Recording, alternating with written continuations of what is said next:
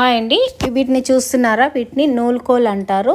ఇవి దుంప జాతికి చెందినవి, కానీ చూడడానికి ఇది క్యాబేజ్ లాగా కనిపిస్తుంది మనకి. దీంట్లో పోషకాలు కూడా చాలా ఉంటాయి. చూస్తున్నారు కదా, ఇలా క్యాబేజ్ మాదిరిగా వీటికి ఆకులు వస్తాయి, ముల్లంగికి లాగా ఆకులు వస్తాయి. ఈ ఆకులను కూడా కట్ చేసి మనము కూరలో వేసుకోవాలి. ఈ ఆకుల్లో కూడా చాలా పోషకాలు ఉంటాయి. వీటిలో ఎన్నో పోషకాలు, పొటాషియం ఉంటాయి. మనము ఈ ఆకును కూడా కట్ చేసి విటమిన్ అలాగే అందులో వేసి పోషకాలు ఉంటాయి. ఫైబర్ కూడా చాలా ఉంటుంది. మనం ఇలా వీటిని ఆకుల్ని ఇలా విరిచి పక్కన పెట్టుకొని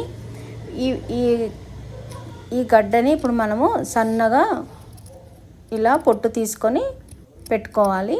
ఆలుగడ్డ పొట్టు ఎలా తీస్తామో అలాగే తీయాలి. ఎక్కువగా తీయొద్దు, కండపోతుంది. ఇలా సన్నగా తీసిన తర్వాత ఇలా వీటిని కట్ చేసుకొని వీటిని సాంబార్లో కానీ ఫ్రై చేసుకోవచ్చు, లేదంటే రసం చేసి తాగొచ్చు. చాలా